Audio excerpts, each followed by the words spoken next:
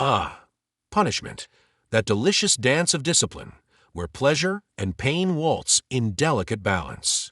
Let us explore this theater of consensual consequences. O sweet discipline's kiss! Here lies the exquisite paradox where pain and pleasure perform their age-old pavane, where the rod of correction becomes the staff of enlightenment.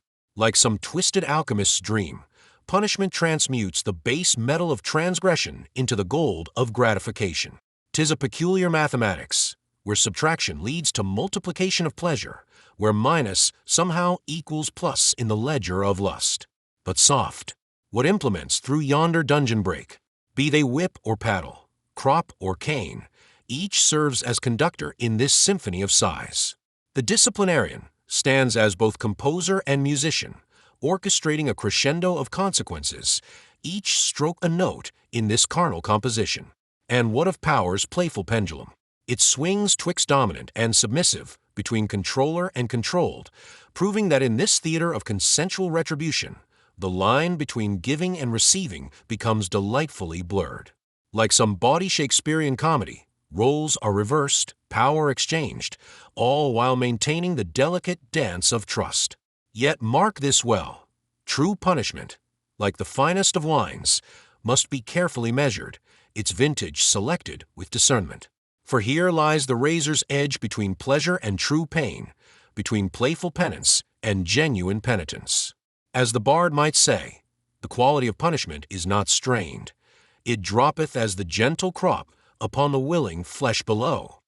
So let us raise a riding crop to punishment, that most paradoxical of pastimes, where discipline meets desire, where correction courts carnality, and where sometimes, just sometimes, being bad can feel so very, very good. After all, as Oscar Wilde nearly said, everything in moderation, including moderation itself, especially when it comes to a good spanking. Welcome to today's episode of Brabro. Do no harm, be good to yourself, and enjoy life to the fullest. Today, we're diving deep into the history of sexual punishment. It's a topic that spans centuries and cultures, revealing a lot about power dynamics and societal norms. So, buckle up, and let's explore this fascinating and sometimes disturbing journey together. Are you ready? Let's get started. One of the most striking aspects of this history is how every culture and time period had its unique way of dealing with what they considered transgressions, especially when it came to women. A great example that really gripped the world is the 1977 execution of Saudi princess Mishal bint Fahd. She was executed for adultery, and this story became a global sensation, largely due to the 1983 British documentary, Death of a Princess. The Saudi government reportedly spent millions trying to prevent its release, which really says something about the sensitivity of sexual punishment, even in the 20th century. What's really fascinating about this topic is that it gives us a glimpse into a society's power dynamics. It's not just about what a culture considered morally acceptable. It often reveals much more. For instance, the double standard in punishing adultery is a pattern throughout history. Men's adultery was often seen as a minor transgression, while women's adultery was a grave offense, often met with severe consequences. This wasn't just about punishing a sexual act. It was about controlling women and their place in society.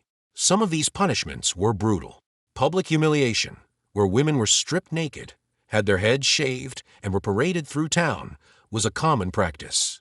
The psychological impact was immense. It wasn't just physical punishment. It was about stripping a woman of her dignity and social standing, marking her as an outcast. Physical torture, such as whipping, branding, mutilation, and even burning at the stake, was also common. These punishments left real physical and emotional scars, often for life. It's almost like a real-life scarlet letter, a permanent mark of shame that followed women around, impacting their relationships, future, and even their relationship with their own families. Let's look at some specific examples. In ancient China, the palace punishment of forced infertility was a way to take away a woman's ability to have children, which was often tied to her social standing and purpose.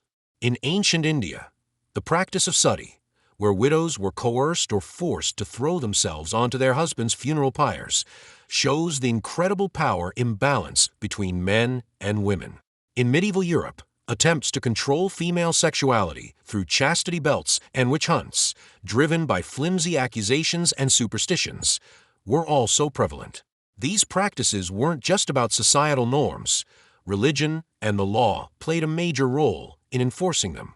Religious texts were often used to justify legal codes, and those codes reflected the dominant religious beliefs of the society. For example, in the Hebrew Bible, adultery was condemned, and the punishments were severe, often stoning. These biblical accounts had a lasting impact, shaping legal codes and societal attitudes towards adultery for centuries. During the Middle Ages, the Christian Church held significant power, even having its own courts and systems to punish what they considered sexual sin, with women bearing the brunt of this. It's disheartening to see how these attitudes persisted for so long. Even in the 20th century, adultery was illegal in many countries. While decriminalization is a step forward, it's a long and complex journey to dismantle centuries of deeply ingrained beliefs and systems of control. These historical attitudes still have a long reach, manifesting in more subtle and insidious ways, such as honor killings, domestic violence, and restrictions on women's clothing. It's crucial to have these conversations to recognize and challenge these harmful beliefs and to work towards a future where these injustices are unthinkable. Humiliation, the domestication ritual of the human spirit. Let me dissect this social delicacy with proper irreverence. What piece of work is humiliation? How infinite in baseness!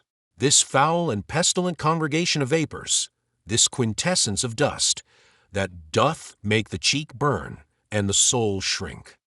'Tis a dish best served cold, yet burns hotter than 1,000 suns. In this fell clutch of circumstance, we are but players, strutting and fretting our hour upon the stage of shame, our heads bowed not in prayer, but in the grotesque genuflection to society's jeering gallery. O brave new world, that hath such cruelty in't! We, poor players who dream of standing tall, find ourselves instead the groundlings in life's cruel theater, pelted with the rotten fruits of disdain. Adjusting monocle with theatrical disdain. Consider it the emotional equivalent of those dreams where you're suddenly naked in public, except everyone's fully clothed in their carefully constructed personas of superiority. The true absurdity lies in how we've managed to turn the simple act of making mistakes into an elaborate ritual of social crucifixion. Yes, humiliation, society's favorite spectator sport, where the audience and performers mysteriously swap roles without warning. It's rather like a cosmic joke where we're all waiting for our turn to slip on the proverbial banana peel, isn't it? Forgive me if I'm getting carried away again. As we wrap up this deep dive, the key takeaway is that these practices weren't just isolated incidents. They reflect deeply ingrained societal beliefs about power, control, and sexuality. We need to ask ourselves how these beliefs might still be around today and whether we're perpetuating the same power dynamics without realizing it. This is just the beginning of the conversation. Thanks for joining us on this deep dive. Until next time, keep those minds curious and those conversations flowing. Our motto is, do no harm, be good to yourself, and enjoy life to the fullest. This is Brabro. See you next time.